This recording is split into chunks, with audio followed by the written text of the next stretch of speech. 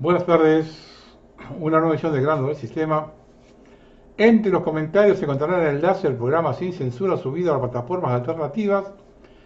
El Grano del Sistema 768, La mentira de la guerra de Gaza. Los textos se encontrarán en reconquistatv.blogspot.com y una vez allí contenidos programas. Todos los videos de YouTube se suben automáticamente a Odysee. En los comentarios está el enlace. También se encontrarán en el blog el link videos. Todos los videos se suben también al canal de Telegram del Grano Sistema TV. Los que colaboran con el programa solo pueden hacerlo por el Banco Provincia. En el canal de Telegram del Grano Sistema TV van a encontrar los programas desgranados en bloques para aquellos que quieren compartir videos más breves. Levantaron el programa anterior por un video del ataque de los peregrinos a población civil de otro país. Lo que viene a comprobar que el cambio climático es real, pues se puede tapar el sol con la mano. Por tanto, de los acontecimientos actuales hay una gran cantidad de material que será pasado en Odysee, al igual que un análisis imparcial de lo ocurrido por un corresponsal de la zona. Yo sé que los programas de Odysee no interesan, pero las reglas las ponen otros. El programa 768 para mí es una bisagra. Si con todo lo que digo de los peregrinos no interesa, voy a replantearme si lo sigo haciendo o va solo a los suscriptos. Y no me vengan con el cuento que la plataforma de Odysee no sirve porque varios programas tuvieron mucha audiencia. El último hace un mes. Es más, no son pocos los que tuvieron muchas vistas en Bichute y Rumble. Si no lo quieren ver, yo no voy a arriesgarme al pedo.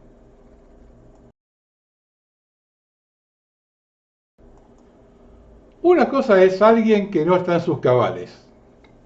Un mitómano que inventa cifras incomprobables. Que vive engañando a los ignorantes. Un fantoche divertido que actúa como el bufón de una casta para engrupir ilusos. Otra cosa es que alguien que ejerce la diatriba hacia cualquiera que ose disentir hasta lo más imperceptible, alguien para el que piense diferente es un enemigo declarado. Otra cosa, mucho más peligrosa, es que ese individuo encaramado en el poder de una nación use los elementos que le otorga ese poder para ejercer una violencia nunca vista desde la presidencia de la nación. Hay que remontarse a la peor época de los gobiernos militares para comprobarlo. Pero hay algo peor aún. Fomentar la violencia en uno de los momentos más tristes de nuestro país, cuando la calle está desbordada por asesinatos todos los días, en momentos donde viajar en transporte público se ha transformado en una aventura, a veces sin retorno, motivado por una pobreza injustificada en un país con la riqueza del nuestro. Lo insólito de la indigencia cuando se produce el alimento para 10 veces la población de la Argentina. Ante el avance del narcotráfico que va ocupando los lugares que abandona el Estado, ante la desesperación de un tercio de los niños que pasan hambre. La inseguridad está avanzando a pasos agigantados, aún en distritos como la ciudad de Buenos Aires, aunque quieran negarlo y taparlo, culpando de todo al conurbano. En ese escenario, que el presidente de la Nación desde un atril fomente la violencia de insultar a un periodista que opinó diferente, pregunto, ¿cuánto falta para que ese insulto se transforme en una orden de ir a buscarlo? Observando el rostro de Milei y el tono de la incitación, no quedan dudas que estamos a un paso. No va a ser la primera vez que en la historia mundial que un tirano disponga que una horda de fanáticos haga justicia por su cuenta.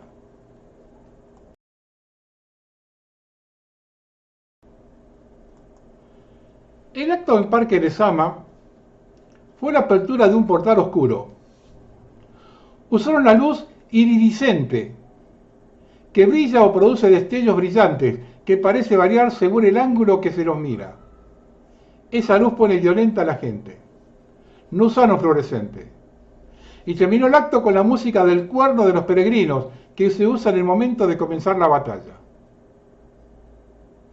Milei va con 3 camionetas. Varios se preguntan si para despistar. Y 60 guardaespaldas. Pregunto, ¿Tanto miedo tiene? Sabemos que es miedoso. ¿Para tanto? ¿Tiene información que lo preocupa? Además, el acto estuvo custodiado por la Gendarmería. ¿Quién paga todo esto por un acto partidario? ¿Ahí nos aplicó el protocolo de corte de calles? Los líderes nabos se quejaron que secaron toda la vida de los micros llenos de planeros. Y ahora ellos hacen lo mismo por 10.000 pesos. Un pebete, un agua mineral y un alfajor.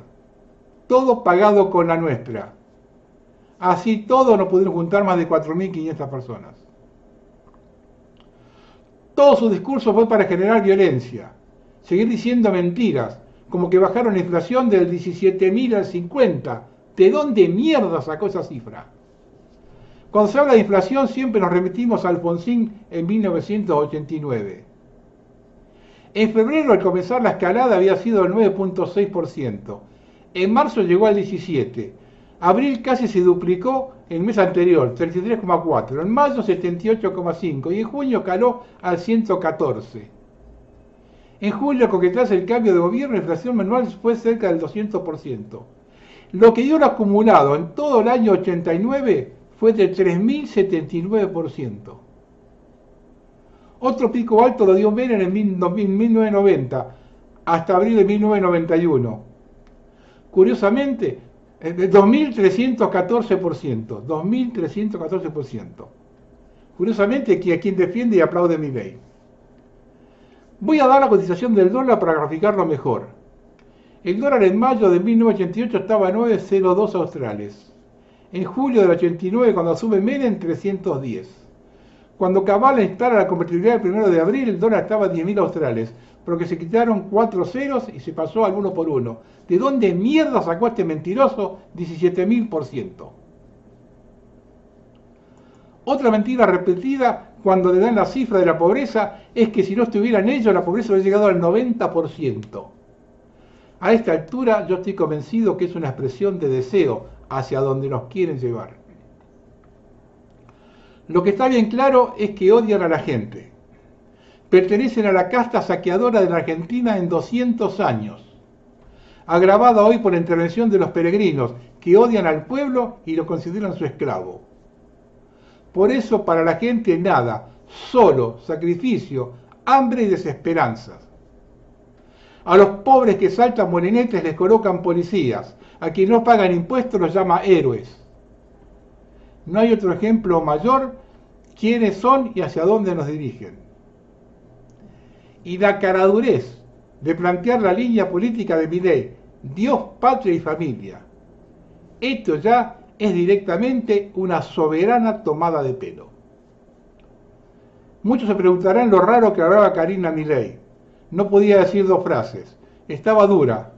Bueno, esa es la respuesta. Gravísimo. Nos gobiernan desquiciados. Pero parece que ya algunos se van dando cuenta.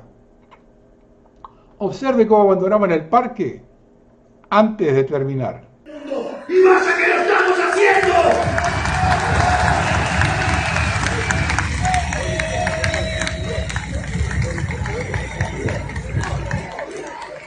Pero claro, hacer todo esto teniendo en contra a la casta periodística y sus micrófonos ensobrados.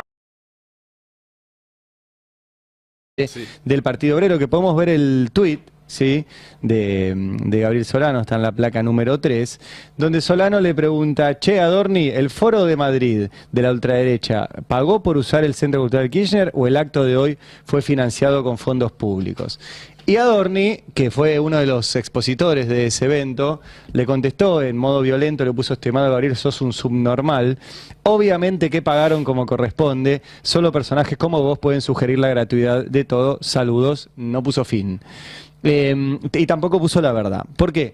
Yo cuando vi esto se me ocurrió hacer un pedido de acceso a la información pública diciendo: bueno, si pagaron, quiero saber quién pagó, cuánto pagó, a nombre de quién se emitió la factura, solo para saber. Y me contestaron ayer. Ajá. ¿Y qué te contestaron? Bueno, les comparto la respuesta. Esa es la respuesta completa. Esa es la pregunta que hice yo. Me dirijo a usted porque preguntó la organización del tercer foro Encuentro Regional. Yo pregunté ahí efectivamente detalle de monto pagado por el alquiler del lugar, forma de pago, ración social del responsable del pago y copia del contrato de alquiler para el evento. Bueno, la respuesta que está en el párrafo siguiente es que no hay ningún pago. ¿Cómo? ¿Cómo no hay ningún pago? La respuesta es que no hubo pago. Se las voy a leer textual. Dice, cabe informar que no obran en los registros de esta dirección, así como en el sistema comprar, procedimientos de contratación cuyo objeto sea el alquiler del denominado Palacio Libertad, ex Centro Cultural Kirchner, ni contratos celebrados a tal efecto. Postdata con la tuya. O sea... o alguien se quedó con algo en el medio. Las dos cosas. ¿A vos decís que vos fue una decís que- contratación? No, no sé, digo. Yo no- O fue gratis, esa o el que lo información. percibió no fue el Estado argentino. A ver, Son las según dos la opciones. respuesta... ¿Será la fundación? La famosa Sí. fundación. Según la respuesta oficial del Estado argentino, el CCK se usó de manera gratuita por parte de un foro que es de una fundación de Vox.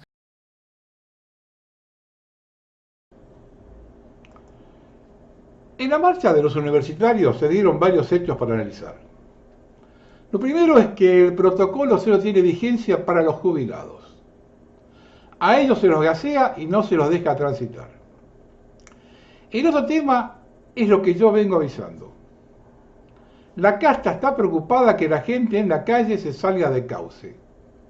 Por eso ayer unos cuantos dirigentes políticos concurrieron a la Plaza Congreso para quitarle el rótulo de manifestación subversiva. Y siguen insistiendo que la salida debe ser dentro de la ley y el orden, es decir, o que asuma Villarroel o vía Asamblea Legislativa. Otra muestra de ello es que parte de las Fuerzas Armadas participaron de la marcha en defensa de la educación pública. Hay mucho enojo con el gobierno por parte de las Fuerzas Armadas porque Milei quiere cerrar la escuela de pesca perteneciente a dicha fuerza. Participaron algunos oficiales.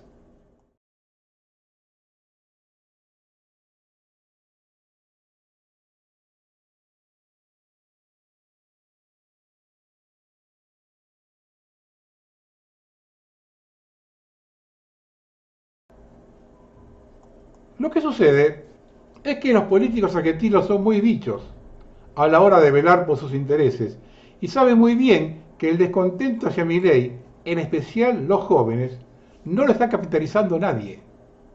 Y el temor es que ante un aumento de la crisis totalmente previsible, se referencien ante otro desconocido. Y esta vez desconocido en serio, pues puede aparecer en medio del tumulto. Vamos a ser claros. Los únicos que pueden tener los votos cautivos son los kirchneristas peronistas. El 36% de la primera vuelta de Massa, más o menos, y el 3% de la izquierda. El otro 61% es una incógnita. Juntos por el cargo, con las cagadas de Burris y la opinión negativa de Macri, no sostienen el 24%. Digamos un 30%, si le sumamos algo de Milei. Estamos hablando de una caída del gobierno, por la vía que sea. Es decir, que podemos tener el país dividido en tres partes iguales en medio de una anarquía. Un tercio peronista, un tercio de derecha y un tercio que quiere algo nuevo. Menudo bolonqui. Yo sigo pensando que la transición no es pacífica. Para ella me baso en el carácter totalitario de Milei y su hermana, pero fundamentalmente por los peregrinos, que están acostumbrados a estos menesteres, además de un escenario armado por ellos. Si esto se está preparando para generar condiciones para la secesión territorial, van a llegar hasta las últimas consecuencias. Les aviso a algunos que no les importe perder territorio, que esta gente nunca se va a quedar quieta. Y van a ir por cualquier pedazo de tierra donde haya algo que les interese. Así que quien crea que queda fuera del conflicto, no tiene la menor idea de cómo se mueve esta gente. Y ya están comenzando la marcha, la trazaron de subversiva. Otra cosa que genera paranoia general es que según la última declaración de la Pato Burris, se está esperando un golpe de Estado terrorista para fin de año o principio del año que viene. En televisión el miércoles habló de noviembre o diciembre. ¿Autogolpe? Por ahora una excusa para aumentar la represión. Ojito, ojete. ¿Y a qué vino el masón Bukele? ¿De qué se trata la próxima semana en Mendoza una cumbre mundial sobre seguridad con los ministros de 30 países? Han cortado los francos de todos uniformados. ¿Alguien dice algo de eso? Acá hay algo impredecible en el ambiente. Acaban de vetar la ley de financiamiento de las universidades. Dicen, y la presencia de tantos dirigentes políticos en la plaza parece confirmarlo, que Milei no tiene los votos en el Congreso para sostener el veto.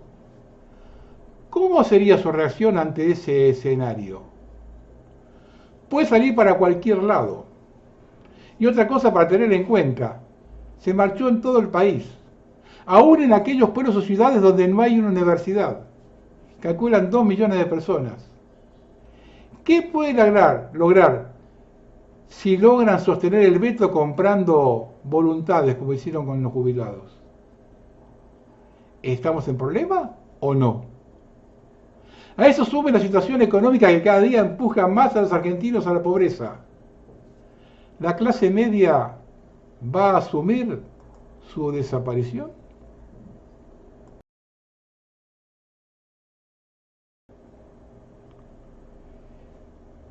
Irán amenaza con atacar cualquier país que intervenga en apoyo de Israel.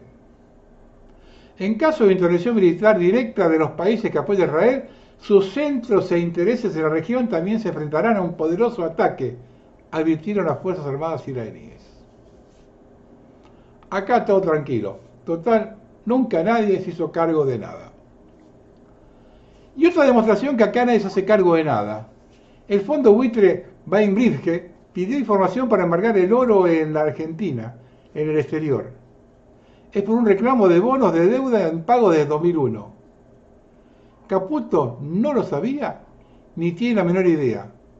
¿Ustedes lo creen? Por decreto cierra el lugar donde se imprimían los billetes y se acuñaban las monedas desde 1875. Los últimos pesos vinieron impresos de China. Pero desguazar la casa de moneda no tiene retorno, como no tiene retorno nada de lo que están haciendo, ante la indiferencia de la gente concentrada en cómo sobrevivir. Los que no saben que concentrados en sobrevivir es parte del plan para que desguacen y entreguen el país. Los que manejan el país son muy inteligentes, no me refiero a los de acá. Así como crearon primero el electorado y luego el candidato, ha creado y potenciado la grieta que se generó a mediados del siglo pasado, pero ayornaron al siglo XXI. Le metieron 2 variantes al peronismo, una por derecha y otra por izquierda. Lo pulverizaron. Generaron nuevos líderes irreconciliables, al igual que en 1955. Y ahora el país camina al ritmo de la grieta. Puede gobernar a alguien que lo único que hace es potenciar la grieta. Toma medidas donde caiga todo el mundo.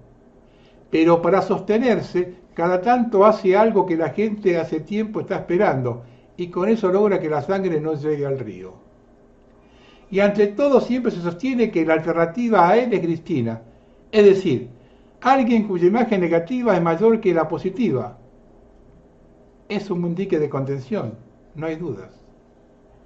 Otra buena medida del régimen es mostrar cómo se potencia un candidato desconocido, con cuánto dinero se logra. De ese modo, los que tienen los recursos le mostraron qué ideología debe tener quien pretenda llegar. ¿Quiere sacar los pies del plato?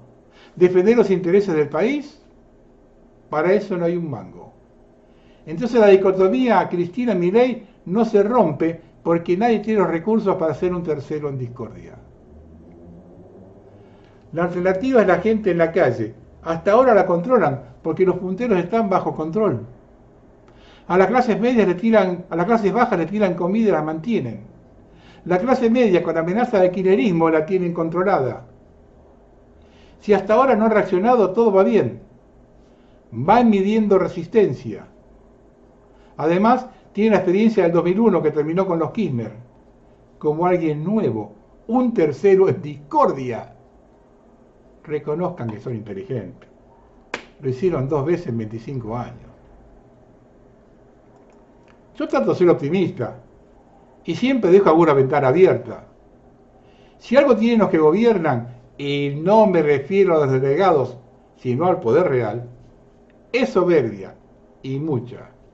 Y esa es la peor consejera. Y la otra ventaja es que los argentinos son impredecibles, y que hay cosas del sentido de pertenencia que aún subyacen en cada uno.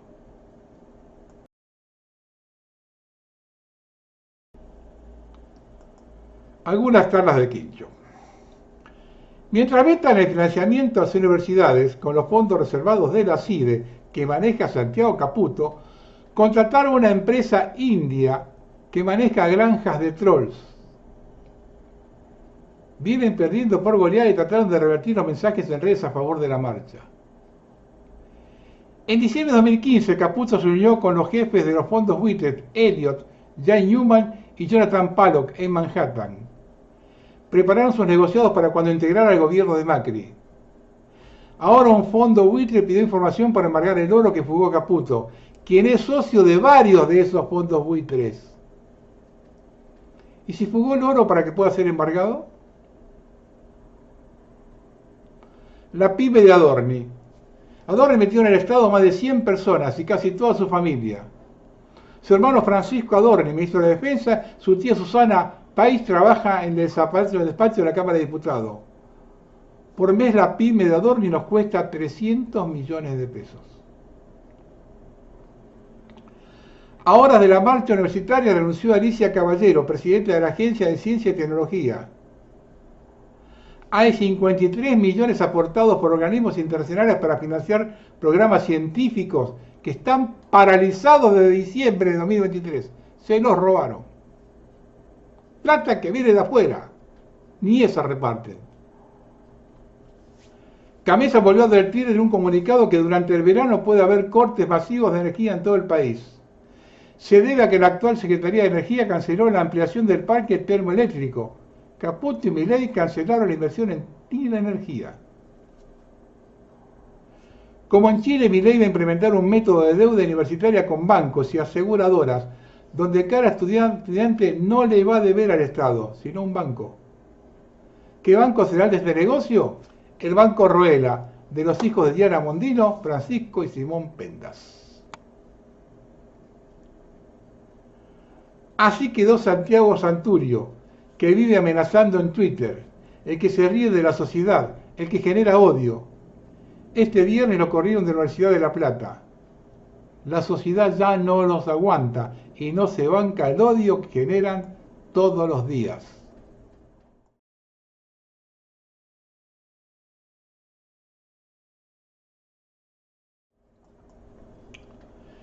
Se nos están muriendo argentinos por tuberculosis. Sí, en pleno 2024 están muriendo personas a causa de la tuberculosis. El recorte de Sandra Petovelo a la medicación para combatir la tuberculosis es de 75%. Hay faltante de medicación en los hospitales. Tuberculosis en 2024. La cúpula militar muy enojada con Milei. Jefes y mandos medios se reunieron el día sábado para tratar el enojo contra Milei. Un alto mando del ejército dijo: Milei nos cagó. Cayó muy mal el acuerdo de Mondino con Gran Bretaña sobre Malvinas. Villarroel organizó la reunión. Con la tuya, contribuyente. Todos estos micros los pagan con la nuestra para llevar a sus militantes al acto de Milei y su hermana. Y el 80% de los micros contratados son de la empresa del padre de Milei. Millones del Estado para hacer campaña política. Y la última. Ramón Vera, candidato de Milei en Moreno, fue uno de los organizadores de la pobre militancia libertaria, enojado porque con guita del Estado tampoco pudieron llenar los micros, por eso hoy aparecieron imágenes falsas del acto de ayer. Vean la conversación de este hombre.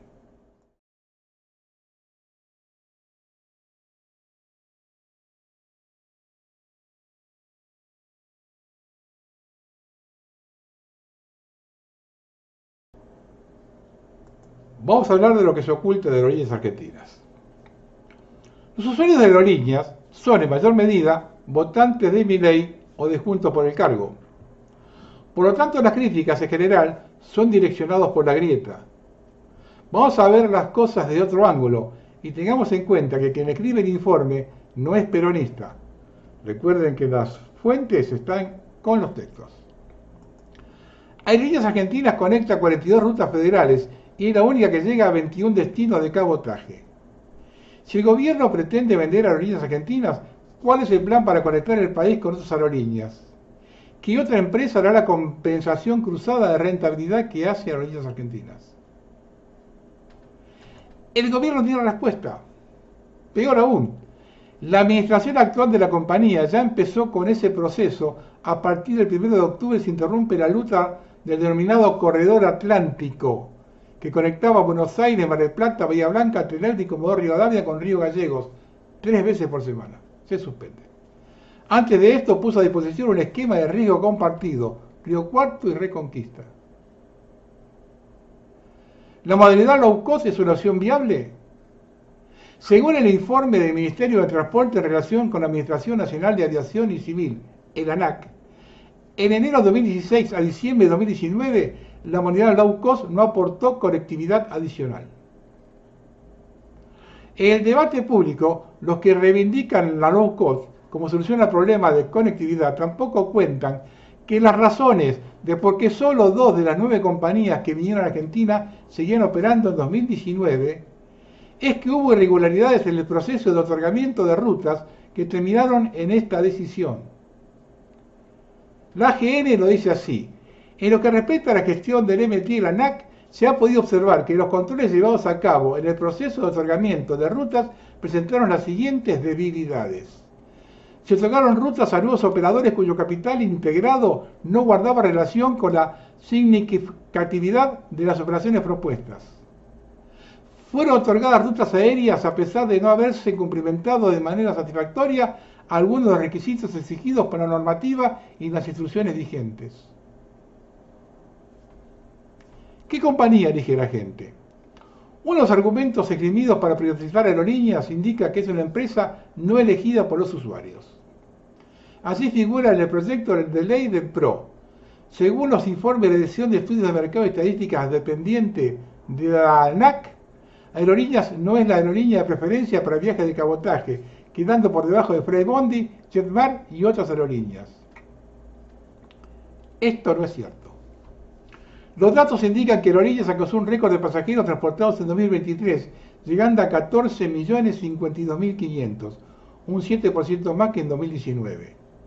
Además constituye el 60% del mercado doméstico y el 24% de vuelos internacionales en transporte de pasajeros, datos de agosto del 24. A su vez representa el 97% del transporte de carga doméstica, acumulado 2024. En 2023 superamos a Brasil en cantidad de pasajeros por habitante, 0,63 y Brasil 0,52. La supuesta preferencia de, por ejemplo, Flybondi está relacionada con sus incumplimientos. De hecho, tienen más sanciones que nadie. El tema es que suspende vuelos hasta lograr cobertura completa de los viajes. La preferencia es a costa de incumplimientos. Mejora la eficiencia de los números. Tras la crisis ocasionada por el COVID, donde desaparecieron 64 aerolíneas, se redujo sustancialmente el déficit operativo de aerolíneas, así como los aportes recibidos por parte del Tesoro Nacional.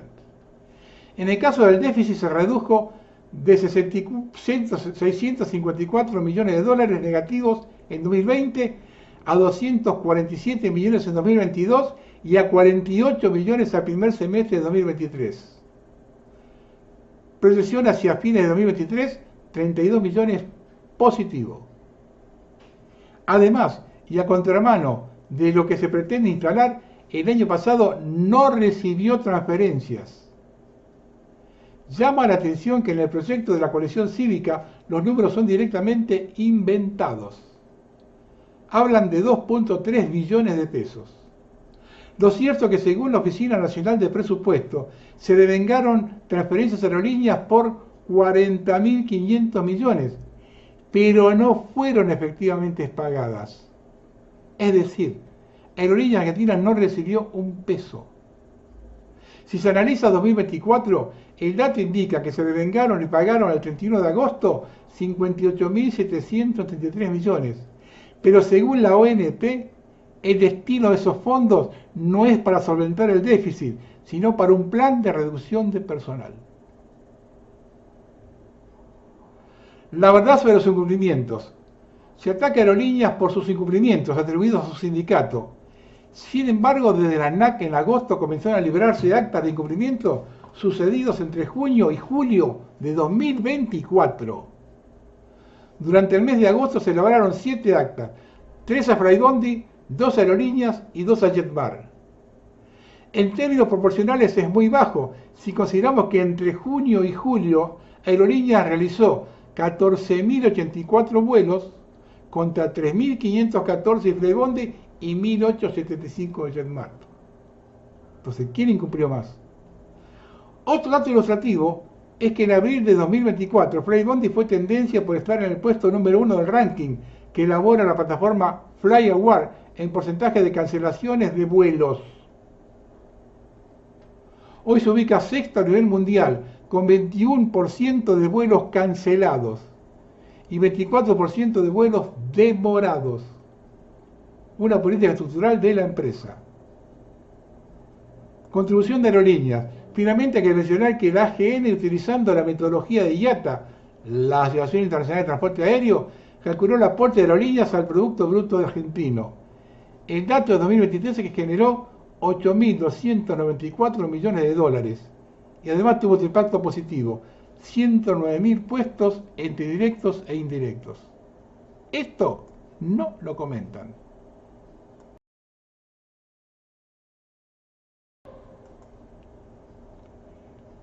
El déficit de las cuentas públicas o déficit fiscal es básicamente una consecuencia de malas administraciones o administraciones fraudulentas. Llegar al déficit cero es un objetivo, pero no de cualquier manera. Si una familia no llega a fin de mes, no es correcto dejar de darle comida a los chicos, no pagar los servicios ni comprar papel higiénico. Hay límites para todo. Y el gran ejemplo fue la reducción de tasas del intendente Capitán Sarmiento. Pasaron de pagar más de 100 impuestos a apenas media docena y aumentó la recaudación.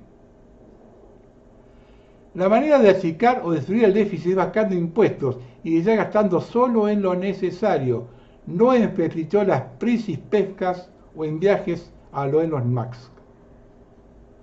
Con respecto al consumo, el libertinaje mostrado por los laboratorios que aumentan en promedio un 10% mensual acumulativo y empresas alimenticias, se soluciona negociando menos impuestos por una baja sustancial de los precios. Aumentar la demanda por baja de precios, una verdadera revolución capitalista. Con respecto a los jubilados, estos son los sostenedores de los insumos básicos: pan, leche, carne, agua, fruta y verdura, ropa esencial. Esto es lo básico para seguir vivos. Si ellos pueden consumir, los impuestos vuelven al Estado y achican el déficit, sin necesidad de matarlos de hambre. Las medidas tomadas por los políticos confirman una vez más la mediocridad y falta de criterio de esta gente. O reparten dinero dibujado para que los respalden en los comicios, o matan de hambre a los más vulnerables con el verso de un futuro mejor. Muchos jubilados no tienen futuro. Hoy, más del 50% de los argentinos es pobre. ¿Van a seguir apretando? Entre los pobres están los docentes universitarios. Sus ingresos son un ataque a la educación libre y gratuita. Nuestros políticos son chantas, berceros mediocres, con ínfulas de poder y sin imaginación, excepto para robar.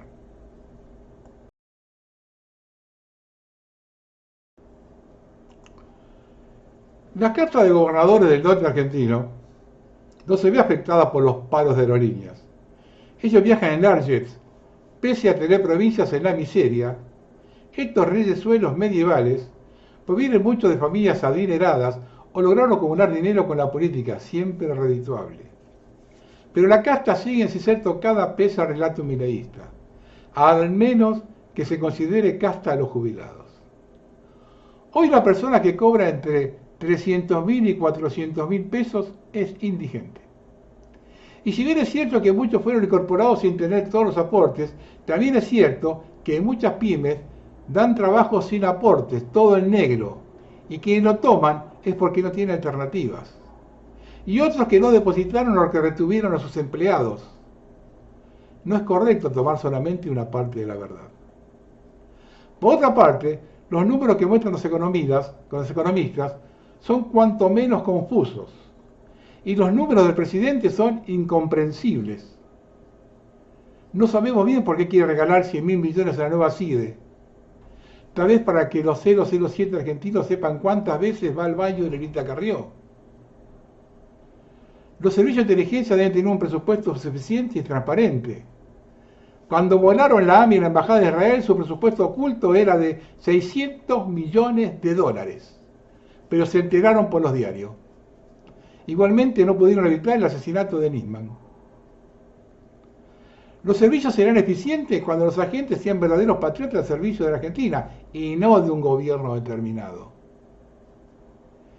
Mientras los trabajadores retirados que cobran una limosna del gobierno de turno siguen sobreviviendo pese al PAMI y a los talibanes de ultraderecha que mienten los números para cumplir con un superávit que podría obtenerse afectando realmente a la casta.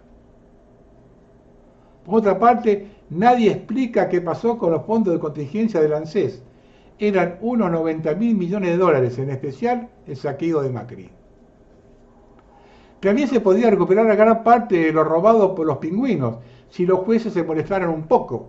Están demasiado cómodos. Gobiernos como los de Formosa, Santiago del Estero, Chaco, Mendoza o Corrientes deberían ser intervenidos por el Estado federal. Los problemas necesitan medidas profundas y serias, no demagógicas o autocelebratorias.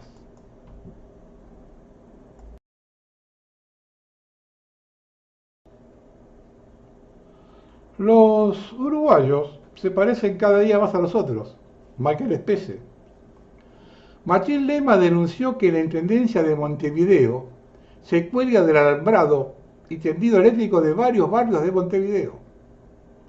Los técnicos de la Intendencia instalaron luminarias y tendido eléctrico en las calles sin conexión a un contador de UTE, denunció Lema en una carta. En una carta dirigida a la presidencia de la Cámara Baja, a la presidenta Ana Olivera, Lema indicó que su oficina recibió denuncias de vecinos de Montevideo que indican que el gobierno departamental realiza conexiones irregulares de alumbrado público. Esto significa que la comuna le cobra 66 millones de dólares anuales a los montevideanos a través de la tasa general municipal por un servicio que no abona, ya que se cuelga con instalaciones irregulares. Les recomiendo ver en el programa de Ódice lo que dijo el candidato a la presidencia, Gustavo Salle. Ojalá tuviéramos uno como Salle nosotros en este momento en Argentina. No sé si los uruguayos lo van a votar, pero ojalá tuviéramos uno como él nosotros acá. Les recomiendo que vean lo que dijo en Ódice, no lo puedo pasar por acá. Una cosa cortita para que vean lo que va a ser la vida del siglo XXI. La nueva literatura infantil de la Asociación Estadounidense de Psicología, APA, tiene como objetivo hacer que los niños crean que el simple e inocente acto de hacer una pregunta simple constituye una desinformación inaceptable. Así que dejan de hacer preguntas. La ciencia de la percepción, la desinformación y los malentendidos existe para evitar que la próxima generación crea en teorías de la conspiración. El profesor Raúl acaba de ser condenado a prohibir el ejercicio de la profesión médica durante 2 años. Recibió solo una simple reprimenda en primera instancia, pero la presión de los medios mejoró la justicia de la orden.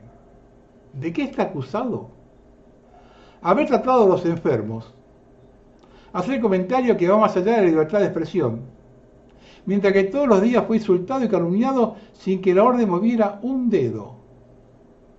Y la razón más increíble, cuestionando las ponzoñas, y todo lo que aconteció alrededor de la peste y las medidas adoptadas. Estas dos noticias, de un extremo a otro del globo, van de la mano y demuestran claramente un único rumbo, un único sistema de dominación y opresión de los pueblos, y de hecho un único gobierno mundial basado en la corrupción, sobre la mentira más descarada, sobre la negación de las pruebas más claras, sobre el deseo de las fuerzas elitistas que lo controlan todo de proceder con un genocidio masivo. Y estamos en manos de demonios desatados, inmersos en el mal hasta los oídos, sin ninguna luz ni siquiera pálida y lejana. La vida tal como la conocemos está destinada a desaparecer, para dar paso a entidades monstruosas que harán de este planeta un infierno universal. Es decir, de nada sirve cantarla y tocárnosla esperando e imaginando fantasmas liberadores y despertadores masivos. Los zombies son tales que ya no tienen cerebro y estamos rodeados por ellos.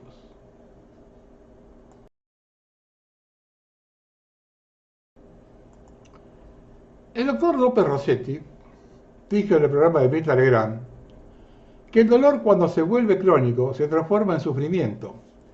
Y el sufrimiento es desgastante, permanentemente, y la vida nos pasa por encima. Yo soy de los que no se resignan a ver chicos revolviendo basura, familias con sus cochecitos recogiendo lo que les dan los vecinos, gente durmiendo sobre cartones en cualquier techo. Esto no parece importarle demasiado a los políticos, que son duros con los más pobres y genuflexos con los poderosos. Siento indignación, siento vergüenza e impotencia.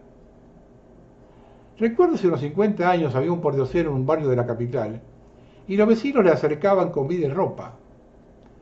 Era un hombre tranquilo, que la vida le había pasado por encima. Fue siempre muy querido por la gente. Y a su muerte hicieron una placa en el lugar donde él dormía. Era una época sin drogas, ni motochorros. Los ladrones robaban en los bancos y no asesinaban a menos que se enfrentaran con la policía. Época de un 4% de pobreza y con códigos. Hoy tenemos muchachitos asesinos y ladrones que matan por un par de zapatillas. La miseria ya no es solamente económica, sino moral. Mientras los políticos solamente observan y comentan. Ellos llevan a sus hijos a colegios privados y tienen obras sociales o clínicas 5 estrellas. Son la nueva oligarquía y les importa un bledo la gente. Esta oligarquía moderna no es producto de herencias o trabajo esforzado. Son tipos sin valores, acomodados o chupamedias de poderosos a quienes responden subordinados y aplaudidores, como los seguidores de Cristina, Macri o Milei, focas aplaudidoras de cualquier cosa. Mientras tanto la miseria crece y muchos no la quieren ver. El dolor y el sufrimiento es crónico, por la gente, por los hijos y por la patria en manos de gente vulgar, sin códigos.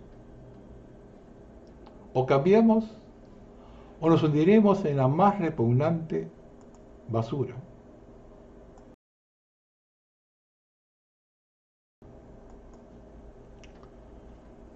Explorando mis pecados capitales, me permití distinguir la ira pecaminosa de la santa ira. Y cuando me preguntó quiénes me provocaban esta última, mencioné a la gentuza de la peor calaña que ha sido encumbrada.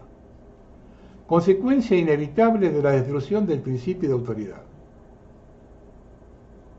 Me gustaría ahondar un poco más en esta cuestión, que a mi juicio es el principal problema político que hoy padecemos, y causa de la gangrena social que se convierte nuestra convivencia en un lodazal o un manicomio.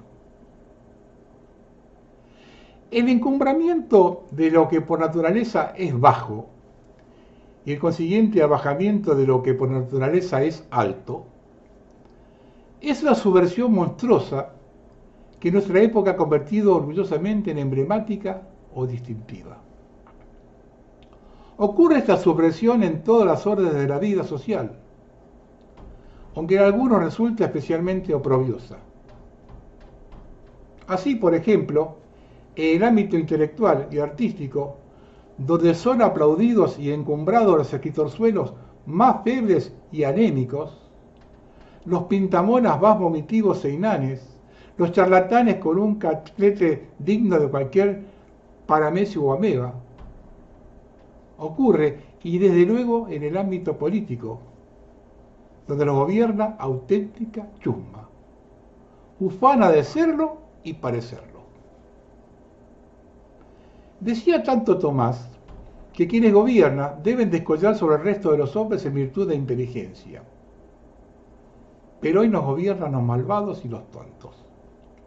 O todavía peor, malvados que son tontos y tontos que son malvados. En aleación pavorosamente dañina que pagaremos, que ya estamos pagando muy cara. También decía Santo Tomás que permitir que lo que es por naturaleza inferior rija a lo que es naturalmente superior es un pecado en el orden moral y una monstruosidad en el orden natural. Pero la disolución del principio de autoridad permite que vivamos entre monstruos tan campantes como si tal aberración no fuese a tener consecuencias. En la República de Platón se nos cuenta que cuando los dioses moldearon a los hombres, introdujeron diversos metales en sus almas. Oro en las almas de quienes estaban capacitados para mandar, plata en las armas de sus auxiliares, bronce en las almas de los artesanos, y allá de Platón. Pues bien, el primero y principal mandato que tiene impuesto la divinidad sobre los magistrados ordena de que todas las cosas en que deben comportarse como buenos guardianes, no haya ninguna a la que dediquen mayor atención que a las combinaciones de los metales de los que están compuestas las almas. De tal modo que el discernimiento de las humanas jerarquías garantice el orden de la polis, asignando a cada persona el lugar que le corresponde en la organización social. Cuando este discernimiento no se hace o se hace fraudulentamente, la sociedad se convierte en manicomio irrespirable. Gentes inferiores conquistan la cúspide, desde donde que se puede perpetrar alegremente sus desmanes, y entre tanto las gentes superiores son masacradas por envidia de la chusma.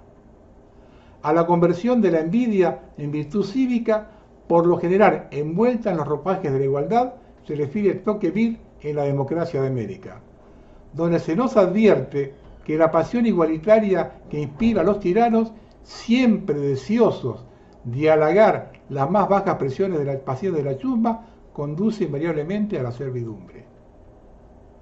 Y mientras la chusma se regocija y regodea dando rienda suelta a sus bajas pasiones, las gentes inferiores que han conquistado la cúspide se dedican tranquilamente a hacer todas las vilezas que pueden. Y las hacen, además, impunemente, porque para entonces todas las categorías han sido subvertidas y todas las resistencias morales han declinado. Y mientras las hacen, sus partidarios los veneran todavía más. A cualquier persona que no haya dimitido de la razón, tales comportamientos le parecerán indecentes. Pero en el manicomio en el que vivimos, donde han subvertido por complejo las jerarquías, los miserables aplauden al comprobar que sus gobernantes son truanes y vulgares, como ellos mismos, desaprensivos y rastreros como ellos mismos. Puesto a calificar a los tontos, Leonardo Castellani consideraba que ninguno era tan peligroso como el tonto, que no se sabe tonto y encima quiere gobernar a los otros. Pero el maestro argentino olvidó mencionar otra categoría aún más dañina, que es la del tonto astuto, que una vez entronizado se torna malvado, convirtiéndose en un gobernante perverso, algo mucho más dañino que un gobernante inepto, e incluso que un gobernante autoritario. Pues el gobernante perverso, fruto natural de la perversión de las humanas jerarquías, es una voluntad pura que solo se nutre de sí misma y hace todo lo que le pasa por el cerebro, convencido además de que todo está permitido. Y mientras lo hace, la chusma que lo ha encumbrado lo aplaude y jalea con orgullo democrático, y que, como nos advertía Unamuno, cuando la envidia, su hiel en muchedumbre vacía, de gratitud al llamamiento sorda, suele dejarle y la convierte en horda, que es ella la madre de la democracia.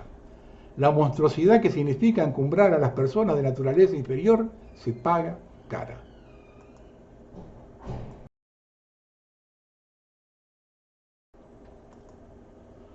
Hay un plan maestro. En 2007, el ex general Wesley Clark reveló que el plan de Estados Unidos para la guerra de Oriente Medio y acabar con 7 países, empezando por Irak, Siria, Líbano, Libia, Somalia, Sudán y acabando con Irán, en ese orden exacto. Wesley Clark, por supuesto, no era un teórico de la conspiración. Tampoco es un activista por la paz. Era un general retirado de 4 estrellas y es comandante supremo aliado de la OTAN durante la devastadora guerra de 1999 contra Yugoslavia, donde ordenó personalmente ataques contra objetivos civiles. Las declaraciones de Clark son una prueba más de que el plan de ir a la guerra contra Irak, Libia, Libia y Siria no es una creación reciente, sino un plan cuidadosamente construido, pensado hace años y que avanza según lo planeado. Y ya sabemos quiénes manejan a Estados Unidos. He said, I just got this down from upstairs, meaning the Secretary of Defense's office today, and he said, this is a memo that describes how we're going to take out 7 countries in 5 years, starting with Iraq and then Syria, Lebanon, Libya, Somalia, Sudan, and finishing off Iran. If you were Iran, you'd probably believe that you were mostly already at war with the United States anyway, since we've asserted that their government needs regime change. So, and we've asked Congress to appropriate $75 million to do it, and we are supporting terrorist groups, apparently, who are infiltrating and blowing up things inside Iran. And if we're not doing it, let's put it this way, we're probably cognizant of it and encouraging it. So it's not surprising that we're moving to a point of confrontation and crisis with Iran. Observe cómo se planifica futuro. La inteligencia israelí pasó años recopilando terabytes de datos para descubrir completamente la red, la ubicación y la jerarquía de los miembros de Hezbollah. Esta información se obtuvo de todas las fuentes posibles, desde teléfonos de familiares hasta controles remotos de televisores pirateados. Israel ha ampliado su recopilación de inteligencia sobre Hezbollah en los últimos 20 años, mirando más allá de su área militar, centrándose en las actividades políticas del grupo y sus crecientes vínculos con Irán y Siria, dijo al Financial Times Miri Elsing, el ex alto funcionario de Hezbollah. Según ella, ayudar al presidente sirio Bashar al-Assad en la guerra civil reveló a Israel la estructura de Hezbollah y le permitió obtener una imagen de inteligencia clara. ¿Quién fue ascendido? ¿Quién es corrupto? ¿Quién acaba regresando de un viaje de un propósito misterioso? Al mismo tiempo, Hezbollah estaba reclutando activamente nuevos combatientes para la guerra con Israel, lo que aprovechó al Mossad introduciendo sus espías en la organización. Debido a la guerra en Siria, una gran cantidad de información útil para la inteligencia israelí se ha puesto a disposición del público. En particular, resultaron ser obituarios publicados periódicamente por Hezbollah en forma de carteles de mártires con metas de información sobre el origen del combatiente fallecido, el lugar de su muerte, así como su círculo de conocidos que publicaron este mensaje en las redes sociales. Aún más reveladores fueron los funerales, durante los cuales, aunque brevemente, los altos comandantes del grupo emergieron de las sombras. Como señaló un ex político libanés, el precio de apoyar a Assad fue el éxito de la inteligencia israelí. Con el tiempo, la atención de Israel hacia Hezbollah ha aumentado. La inteligencia se basa en una ventaja técnica insuperable: satélites espías, vehículos aéreos no tripulados y ciberataques, piratería de dispositivos móviles. Como descubrió el Financial Times, Israel tenía tantos datos que creó un equipo especial de especialistas que crearon algoritmos para estudiar terabytes de imágenes para detectar los cambios más pequeños y buscar artefactos explosivos improvisados al costado de las carreteras un respiradero sobre túneles o apariciones repentinas de refuerzos de hormigón señal de la disponibilidad de un búnker. Después de que la inteligencia identificó a otro combatiente de Hezbollah, se ingresó información sobre sus movimientos en la base de datos. Allí también llegó información de fuentes como el teléfono de su esposa, el odómetro del automóvil, un dron que sobrevolaba el lugar, cámaras de vigilancia pirateadas e incluso del panel de control de un televisor moderno que permite grabar su propia voz. Cualquier desviación del comportamiento habitual se convirtió en una alarma para la inteligencia israelí y permitió, por ejemplo, identificar a los comandantes de nivel medio de las unidades antitanques. ¿Se dan cuenta de lo que es la planificación? Sobre todo, la planificación a futuro.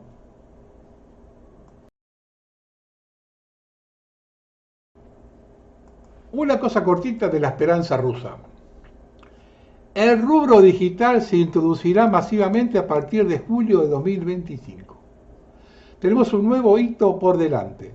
Nuestro objetivo es comenzar la fase de implementación masiva del rubro digital a partir de julio del próximo año. Avanzamos según lo planeado. La primera fase de piloto fue exitosa. Hemos ampliado los parámetros del piloto, observó Nariulina durante su discurso en el 21 Foro Bancario Internacional de Mercado Financiero, Soberanía Tecnológica y Transformación Estructural de la Economía. Además, llamó la atención sobre el hecho de que el Banco Central quiere legislar sobre la obligación de los bancos de realizar transacciones con rublos digitales. Esto afectará primero a los bancos de mayor importancia sistémica y luego a los bancos de utilización básica. El ministro también señaló que las empresas comerciales y de servicios también deberán aceptar pagos en rublos digitales.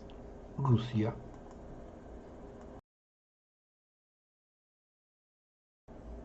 Escuchen esto. Muy interesante el artículo del Millacero que explica cómo el director general del megafondo americano BlackRock se reunirá con el director general de Enel, la empresa de electricidad de Italia, para vender al fondo las centrales eléctricas desmanteladas o en proceso de desmantelamiento debido a la llamada transición verde. En esencia, Enel vendería las centrales eléctricas que están siendo desmanteladas, como la de carbón de Civitavecchia, Brindisi, Porto Scuso y Fiume Santo, a un precio insignificante a BlackRock, que crearía centros de datos para la inteligencia artificial que se alquilarían a grandes empresas de inteligencia artificial como Google, Microsoft, etc. Obviamente las centrales eléctricas volverán a ponerse en funcionamiento, a pesar de nosotros y del carbono, para producir la electricidad necesaria para alimentar los centros de datos. Es decir, pagaremos 4 veces más por la electricidad producida por molinos de viento y plantaciones de paneles fotovoltaicos muy costosos e impactantes, para ver vendidas nuestras súper convenientes plantas de carbón que actuarán como productoras de electricidad para los eventos de datos de inteligencia artificial que sirven para esclavizar dictando los ritmos de nuestras vidas. Si no han comprendido que la transición verde es mucho más que la estafa del milenio, pero que paga su peso en oro por la propia esclavitud, los veo en el corral.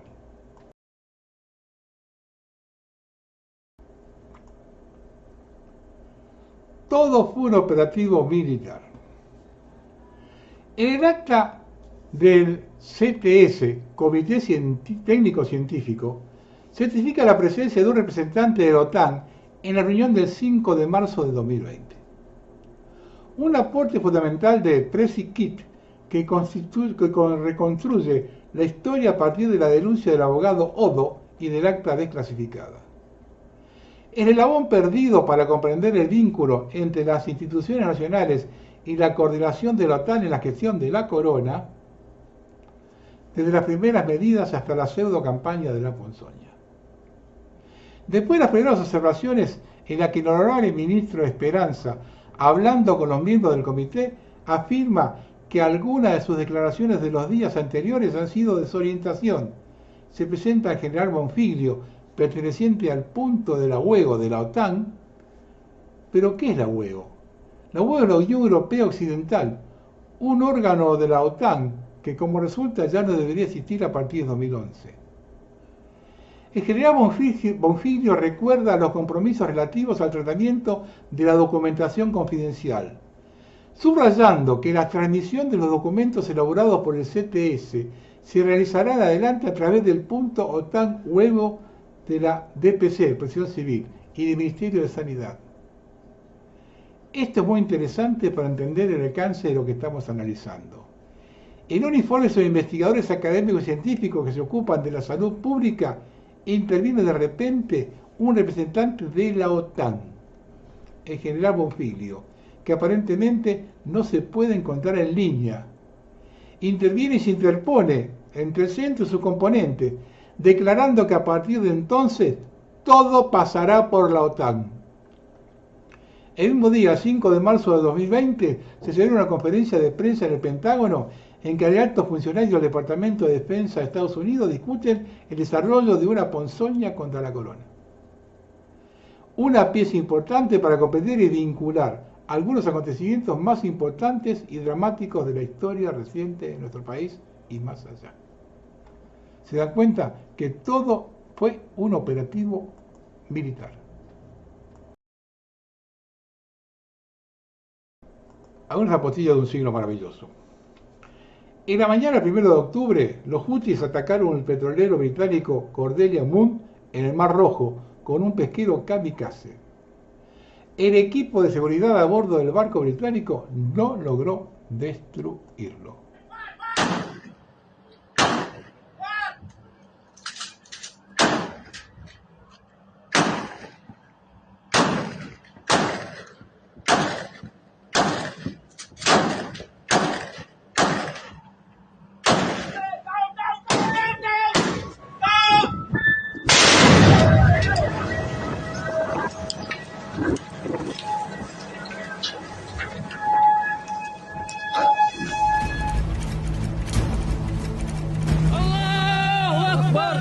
الموت لأمريكا، الموت لإسرائيل، اللعنة اليهود، النصر الإسلام. لبيك يا أقصى، لبيك يا أقصى، لبيك يا أقصى.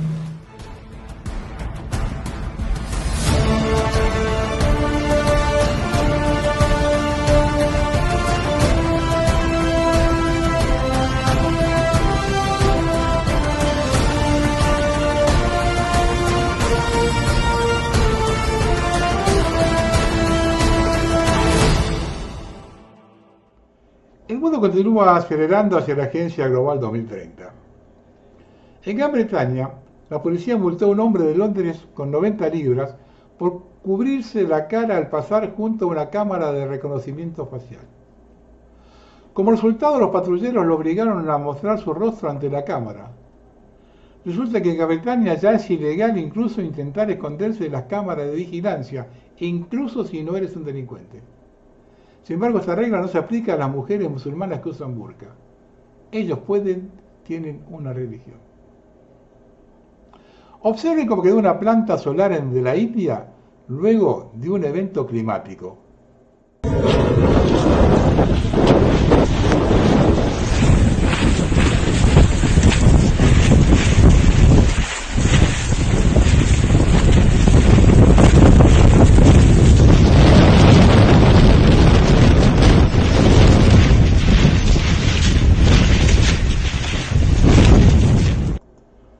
El secretario de Transporte de Estados Unidos amenaza a pilotos privados, propietarios de helicópteros privados, que están rescatando a gente a su costa, pagando su propia gasolina, con arrestarlos si ayudan a la gente a salir del desastre de Carolina del Norte.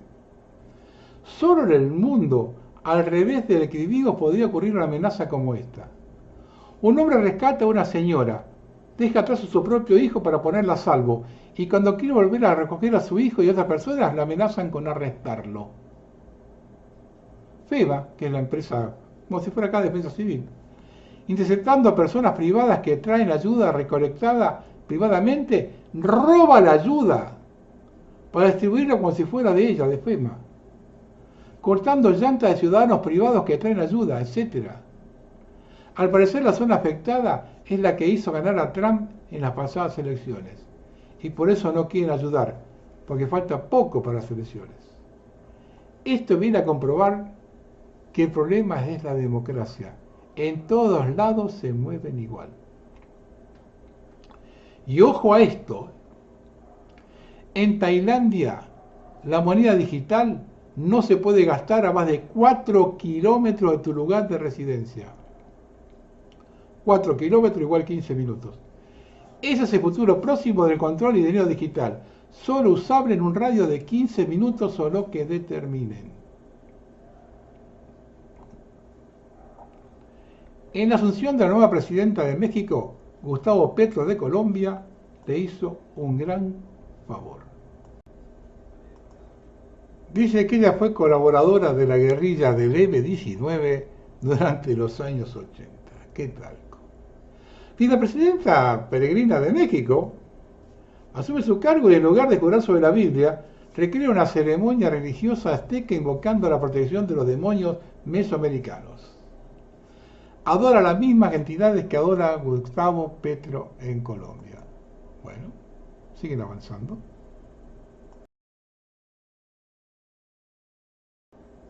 Bueno, vamos a terminar. Juan Domingo Perón, en 1974, fue premonitorio y dijo lo siguiente con una precisión increíble. Si alguna vez llegase a haber otro golpe, el pueblo quedará tan derrotado que la vuelta constitucional servirá solamente para garantizar con el voto popular los intereses del imperialismo y sus cipayos nativos. ¡Bum! ¡Bum! El cierre del hospital neuropsiquiátrico, por un lado, demuestra que no le importa absolutamente nada que tenga que ver con las clases más necesitadas. Pero también parece ser una medida para medir tolerancia o para provocar reacción y así establecer la tiranía. Yo creo que están buscando permanentemente que la gente salte. La clínica Dow Chemical cerró su planta en Santa Fe y despidió a todos sus trabajadores. Milei y la banda de rufianes están destruyendo todo a su paso. 120 trabajadores quedaron en la calle por el cierre total de la empresa multinacional Dow Chemical Argentina. Es la única en el país que produce poliuretano, un material fundamental para la industria como la línea blanca, la automotriz, las fábricas de electrodomésticos y para la fabricación de colchones. Esto es una muestra de lo que está pasando en Argentina. Y si no hay reacción, es porque el pueblo está totalmente abandonado por la clase dirigente que solo pretende no perder sus privilegios, aunque ellos sean los mejores escombros de la demolición. Todos saben que si Milei cae de forma violenta por la gente en la calle, la ola los arrastraría. Por eso es que no movilizan y transan. Se vio una marcha universitaria. Previamente había pedido de comportarse sin violencia. Bullrich no hizo nada para no generar problemas. Varios políticos acudieron a la marcha para quitarle presión. Esto ya lo hemos visto con la Revolución Carapintada en 1987, pero en especial en 2001, cuando Rodríguez anunció el cuestionamiento de la deuda externa y las cuasimonedas. El 28 de diciembre llegó el llamado de Washington y los mismos gobernadores que lo habían entronizado el 21 de diciembre lo dejaron solo en Chapamaral el 29. Curioso, ¿no? Llamaron a Estados Unidos el Día de los Inocentes y lo abandonaron el Día de los Ñoquis. La dirigencia argentina, y acá incluimos a los tres poderes, están en guerra contra el pueblo, con el aval del 20% de la población que lo legitima junto a los medios de difusión, que sabemos en manos de quién están. El día que el pueblo se coloque los pantalones largos, perciba que lo abandonaron y pase por encima de la cabeza de sus dirigentes, cambiará la historia. De lo contrario, viviremos repitiéndola. Buenas tardes.